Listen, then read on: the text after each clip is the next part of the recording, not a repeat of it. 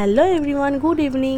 আজকে গঙ্গার ঘাটে এসে কি করলাম চলো তোমাদেরকে শেয়ার করি। যদিও সেরকম কিছু করিনি, ভেবেছিলাম বিকালবেলাটা একটু গঙ্গার ধারে ঘুরতে যাবো, মানে বাড়ির কাছাকাছি।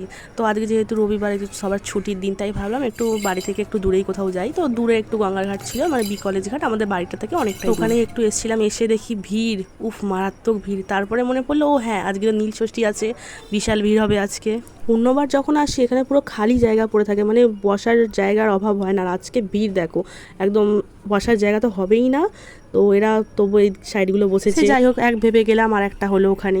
যদিও কিছুক্ষণ বসেছিলাম, কিন্তু এত ভিড় দেখে চলে এলাম, আর ভালো লাগছিল না। তারপর কি করবো, একটু ভুট্টা কিনে ভুট্টা খেলাম। আমি আমার বান্ধবী মিলে দুজনে ভুট্টা কিনলাম, এখান থেকে ভুট্টা খেয়ে নিলাম। কি আর করবো, তো কাকাকে বললাম ভালো করে ভুট্টাটা করো কাকা। এখন আর ভুট্টা খাওয়া ছাড়া কোনো কাজ নাই, কারণ এত ভিড় এত ভিড়, এখানে বসাই যাচ্ছে না। ওরি বাবা, বিশাল ভিড়। আমি তো ভাই ভাই লইছি যে রবিবার আমি আর আসুম না, কারণ বিশাল ভিড় হয়। ওরি বাবা, যাই হোক এলাম এক ভেবে, হয়ে গেল আর এক।